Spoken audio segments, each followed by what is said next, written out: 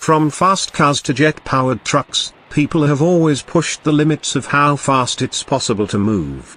I set out to do just that, in Attack on Titan Revolution. I had a few questions I wanted to answer.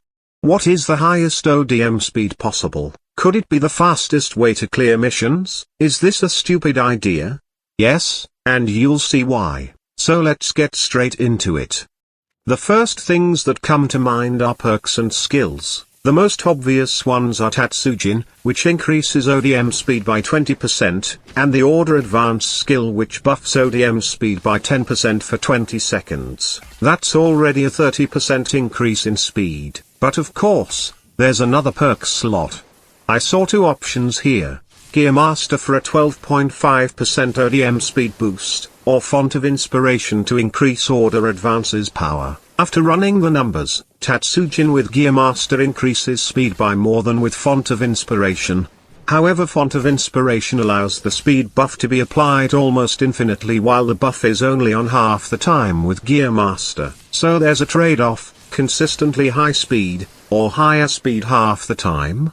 Additionally, using Font of Inspiration allows Order Advance to be used in the air and while moving. After testing, I found that I cleared missions faster with Font of Inspiration rather than with Gear Master, probably because of the consistency and usage of the skill mid-air. Also, I usually play without Nape Assist, but using Nape Assist was faster because of how difficult it is to aim with the incredibly fast speeds and proportionately low control.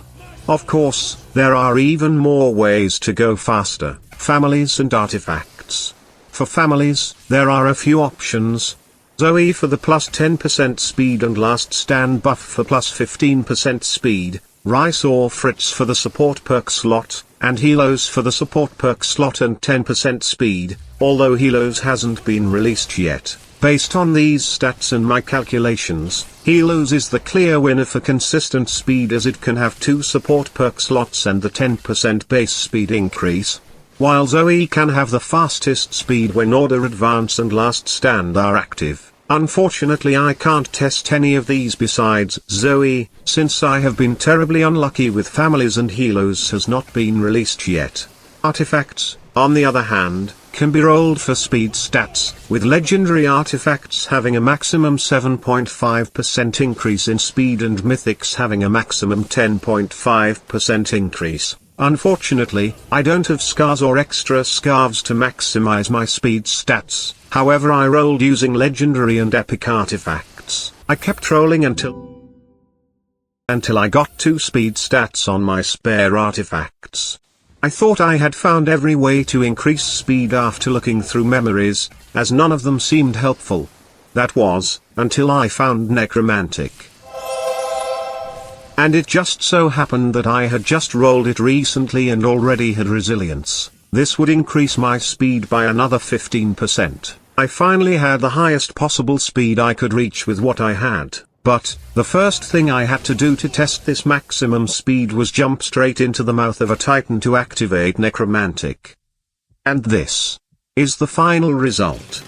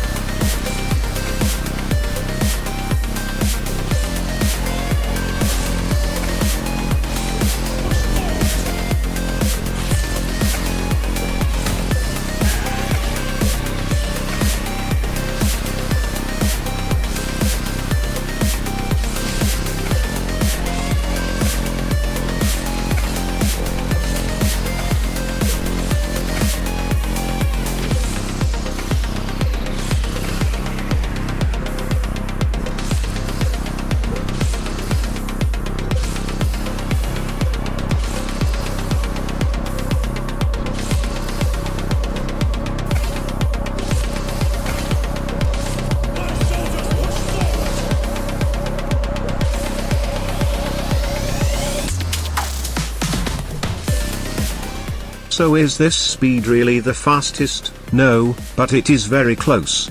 I could have used 2 mythical artifacts with speed buffs, but I don't have extra mythical artifacts at the moment. I could have also overlooked other methods to increase speed. Is a max speed build a practical strategy for any situation, for example farming missions? No, it is inconsistent and terribly difficult to control. This is why there were many cuts and clips with only a few titans dying or me missing. Whenever you hook with this speed, it feels like you're getting pulled upwards and you have to pull down instantly to counter this. The only upsides to this type of build are being able to avoid grabs and hits, especially on oddball aberrant, and it looks cool when used properly. A better build would be a high speed and control hybrid build. However, like I mentioned in the beginning, we find speed impressive, and it would be insane to see someone master a full speed build to see how fast they could complete a mission. Should I practice this build more and see how fast I could complete an aberrant mission after improving? Did I miss anything? Should I try another build? Let me know in the comments. Be sure to like and subscribe if you enjoyed the video. I made this for fun and it would be cool to see if others found this interesting. Thanks for watching to the end.